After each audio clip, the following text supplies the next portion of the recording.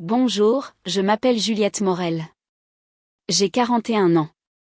La dernière fois que ma famille m'a vue, j'étais censée être une ratée, une plongeuse dans un vieux resto routier au bord de la 75, du côté de l'Auvergne.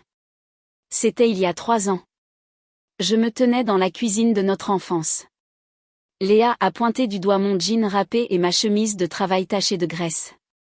Regarde-toi, Juliette, a-t-elle dit. Papa et maman se retourneraient dans leur tombe s'ils voyaient ce que tu es devenue.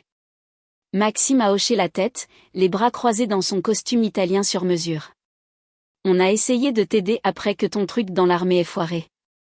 Mais on ne peut pas aider quelqu'un qui ne veut pas l'être. Mon truc dans l'armée.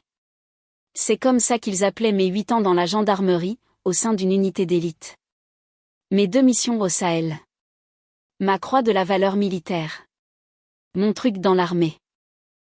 Léa a annoncé ses fiançailles avec un gros gestionnaire de fonds d'investissement de la City. Maxime s'est vanté de sa promotion comme associé dans son cabinet d'avocat. Il ne m'avait invité que pour me dire que je n'étais pas la bienvenue au mariage. Ce n'est rien de personnel, a menti Léa. La famille d'Alexandre est très conservatrice, très haut placée. Je ne peux pas les laisser penser qu'on vient de ce milieu-là. Une sœur plongeuse, tu te rends compte ? Maxime a sorti son carnet de chèques comme un sauveur faisant l'aumône. Tiens, voilà 5 000 €. Va te refaire une beauté. Prends des cours, je ne sais pas, mais ne nous recontactez pas avant d'avoir repris ta vie en main. J'ai fixé ce chèque. 5 000 €. De la petite monnaie pour eux. Pour moi, c'était l'étiquette qu'ils avaient collée sur ma valeur. Je l'ai laissée sur le comptoir et je suis partie. Ce qu'ils ne savaient pas, ce qu'ils ne pouvaient pas savoir, c'est que chaque insulte, chaque rictus de mépris, chaque rejet tombait sur une femme qui vivait un mensonge. Car pendant qu'ils s'occupaient à m'effacer de leur vie, j'en construisais une autre dans l'ombre. 3 ans sous couverture, c'était 3 ans de silence absolu. Pas d'anniversaire en famille, pas de Noël, pas de repas du dimanche. J'ai suivi la fête de fiançailles de Léa à travers les photos que Maxime postait sur les réseaux sociaux, elle en robe de créateur, lui levant une coupe de champagne de luxe, et pas une seule trace de moi à l'image. Ils m'avaient supprimé de leur vie aussi proprement qu'on recadre une photo. Ce n'était pas seulement une absence, c'était un effacement total. Le pire, c'est que parfois j'avais envie de les appeler, juste pour entendre la voix de Léa. Mais chaque fois que je tendais la main vers le téléphone, je me souvenais du chèque glissant sur le comptoir. 5 000 €. C'était la valeur de Juliette Morel pour sa propre famille. Pendant ce temps, mes journées n'étaient faites que de crasse et de courage. Des relais routiers à minuit. Des motels miteux où le papier peint se décollait comme de la vieille peau. Des discussions avec des hommes dont les yeux trahissaient les monstres qu'ils étaient vraiment. Je portais 2 vies dans un seul corps. Une vie qu'ils méprisaient, et une autre qu'ils ne pourraient jamais croire. Il y avait des nuits où je rentrais d'un rendez-vous, du sang sur mes manches, l'adrénaline brûlant encore dans mes veines. Je m'asseyais seule dans cet appartement minable qui me servait de couverture, et j'entendais la voix de Léa dans ma tête. Tu as toujours été une erreur. Elle n'avait jamais dit ces mots exacts. Mais tout dans son ton me faisait comprendre que c'était ce qu'elle pensait. La version de Maxime était plus froide. Tu n'es juste pas faite pour les vraies responsabilités. Comme si arrêter des fugitifs n'était pas une responsabilité. Comme si tenir la main d'une petite fille en l'extrayant d'un réseau de traite d'êtres humains n'était pas une responsabilité. Mais pour eux, la réussite se résumait à un bureau d'angle dans un cabinet d'avocat ou à un mariage mondain dans un domaine privé. Pour eux, ma vie était un échec habillé d'un jean taché de cambouis. J'aurais dû être habituée au silence. Mais chaque fois que je me regardais dans le miroir, je me surprenais à chuchoter la même question. Suis-je vraiment invisible à leurs yeux ? Et cette question m'a maintenue en vie plus d'une fois. Parce qu'en vérité, être invisible était la seule raison pour laquelle je respirais encore. Mais l'invisibilité est une lame à double tranchant. Et au moment où je suis enfin redevenue visible, tout a volé en éclats. Le travail d'infiltration, c'est surtout de l'attente. Attendre d'obtenir la confiance. Attendre une faille dans l'armure. Attendre que quelqu'un fasse un faux pas. 3 ans à prétendre être brisé. 3 ans à hocher la tête pendant que des criminels se vantaient des vies qu'ils avaient détruites. Et chaque nuit, j'avalais ma rage parce qu'un seul mot de travers pouvait tout arrêter. Le plus dur n'était pas le danger. C'était la solitude. Je m'asseyais à cette fausse table de cuisine, entourée de factures éparpillées comme des confettis, sachant que rien de tout cela n'était réel, sauf le silence. Le silence peut vous noyer plus vite qu'une rivière. Pendant ce temps, le monde de Léa brillait de mille feux. Ses annonces de mariage remplissaient les rubriques mondaines. Le nom de Maxime apparaissait dans les revues juridiques. Et mon nom, lui, ne vivait que dans des dossiers d'enquête estampillés « Secret défense ».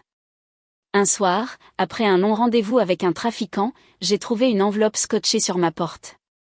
Pas d'adresse d'expéditeur, juste mon nom. À l'intérieur, une seule photo. Moi au resto, tendant une assiette par-dessus le comptoir. Rien de menaçant en soi, juste la preuve que j'étais surveillée. C'était le tournant décisif, car cela signifiait que quelqu'un commençait à avoir des doutes. Et s'il faisait un jour le lien entre Juliette la serveuse et la commandante Morel, je ne vivrais pas assez longtemps pour voir l'assaut final. J'ai redoublé d'efforts après ça.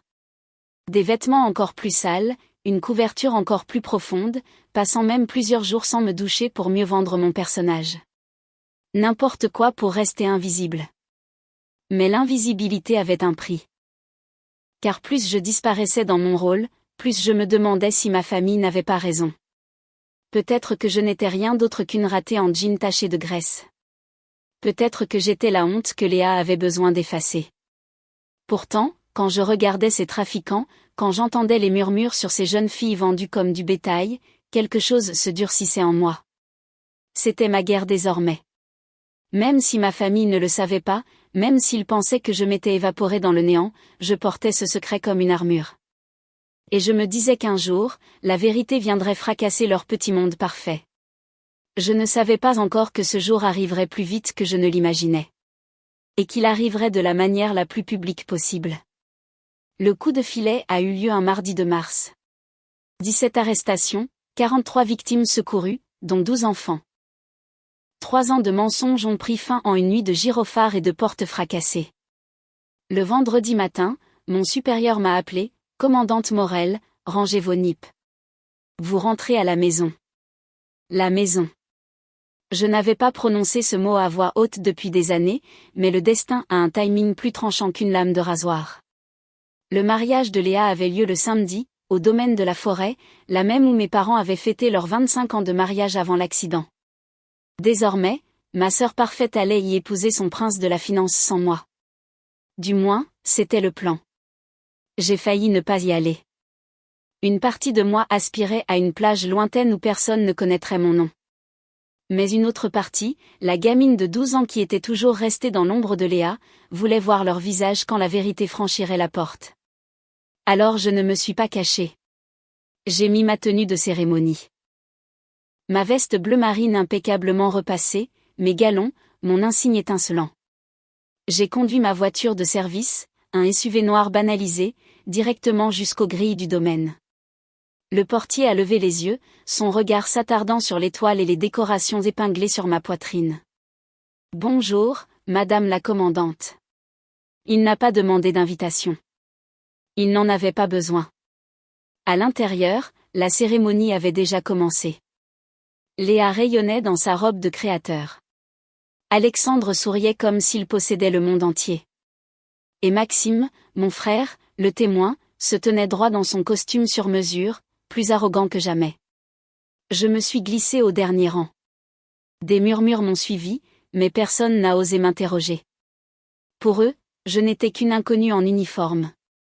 Quand Léa a juré vérité et loyauté, l'ironie m'a transpercée comme du verre pilé. Ils m'avaient enterrée sous des mensonges, mais j'étais là, preuve vivante de tout ce qu'ils avaient renié. Lors de la réception, je me tenais près du bar, sirotant un soda, quand j'ai entendu la mère d'Alexandre. La famille de Léa est charmante, bien que la sœur. Quel dommage. Travailler dans un resto routier, joindre difficilement les deux bouts. C'est très triste. Un homme a ricané. Ces types de l'armée ne s'adaptent jamais à la vie civile. Une autre voix a ajouté, presque avec gentillesse, Au moins, elle n'est pas dans les pattes. Léa a bien fait de prendre ses distances. Les mots ont frappé plus fort qu'il ne le pensait, car il ne faisait pas que répéter l'histoire de Léa. Il répétait le mensonge que j'avais moi-même habité. J'ai posé mon verre, le cœur calme, mon choix fait. Je me suis avancée, ma voix coupant la musique. Excusez-moi, je n'ai pu m'empêcher de vous entendre. En fait, je suis la sœur de Léa. La pièce s'est figée, et ce qui s'est passé dans les 60 secondes suivantes allait changer tout le mariage. La voix de Maxime a résonné dans la foule. Qu'est-ce qui se passe ici? Il s'est frayé un chemin, son assurance d'avocat s'effritant au moment où ses yeux se sont posés sur moi. Juliette, qu'est-ce que tu fabriques avec ces fringues? Je n'ai pas scié. C'est ma tenue de cérémonie. Commandante Juliette Morel, de la Gendarmerie nationale, unité des opérations spéciales. Tu te souviens peut-être de moi comme de ta sœur plongeuse? Un murmure de stupéfaction a parcouru la salle de réception. Tous les regards se sont tournés vers moi, puis vers lui. Maxime a bégayé, le visage virant au rouge cramoisi. C'est impossible. Tu as raté ton parcours militaire. Tu as ramé pendant des années. J'ai ouvert l'étui en cuir de ma veste, l'insigne doré brillant sous les lustres en cristal. Ceci dit le contraire. Léa s'est figée à mes côtés, le mascara coulant en traînées noires sur ses joues. Tu nous as menti, a-t-elle chuchoté. Tu nous as laissé croire que tu n'étais rien. Non, ai-je dit d'une voix posée. Vous avez cru ce que vous vouliez croire. Vous aviez besoin que je sois en bas pour que vous puissiez rester en haut. Mais pendant que vous portiez des toasts à vos promotions et vos fiançailles, je démantelais un réseau criminel et je sauvais des enfants que vous ne rencontrerez jamais. Le silence est devenu total. La famille d'Alexandre, les investisseurs, les juges et les banquiers fixaient les rubans sur ma poitrine. La croix de la valeur militaire, la médaille de la gendarmerie, des preuves en couleur et en métal. Le fiancé de Léa s'est raclé la gorge. Mon Dieu, vous êtes vraiment officier supérieur. Je le suis, ai-je répondu. Et j'ai risqué plus en 3 ans sous couverture que vous n'en avez risqué durant toute votre vie confortable. Maxime a secoué la tête, désespéré, acculé. Tu avais besoin d'argent. Tu as quémandé de l'aide. Mon loyer était payé par l'État. Mon salaire est le double du tien. Chaque sacrifice dont tu t'es moqué n'était qu'une couverture que je portais comme une armure pour protéger les vies que j'avais juré de sauver. Les jambes de Léa ont fléchi, Alexandre la soutenant. Elle m'a regardé, les larmes aux yeux, et a murmuré, « Juliette, je suis désolée. Je ne savais pas, non, tu ne voulais pas savoir. Parce que si tu avais regardé de près, ne serait-ce qu'une fois, tu aurais vu qui j'étais vraiment.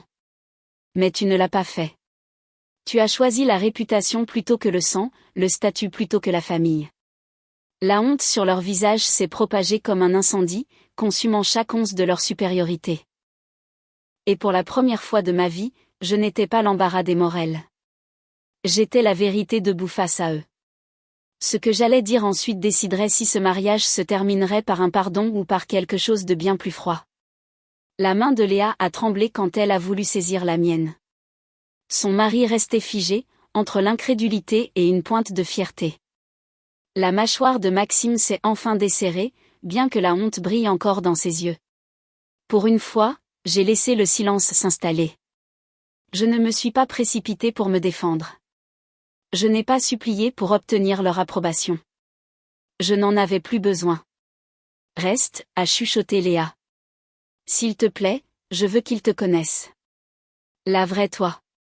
J'ai étudié son visage. La sœur qui m'avait autrefois guidée, puis rejetée. La même femme qui avait choisi son orgueil plutôt que sa famille. Et maintenant, la même femme implorant mon pardon. Je vais rester un moment, ai-je dit. Mais pas pour eux. Pour moi. Le reste de la soirée fut un flou d'introductions, de sourires gênés et d'excuses forcées. Le père d'Alexandre m'a serré la main comme un homme qui comprend le sens du sacrifice. Léa ne me lâchait plus, comme si son orgueil avait été remplacé par un regret sincère. Maxime est resté silencieux, paraissant plus petit que je ne l'avais jamais vu. Mais je connaissais la vérité. Je n'étais pas là pour les changer. J'étais là pour m'affirmer. Quand je suis enfin ressorti, les portes vitrées m'ont renvoyé mon reflet.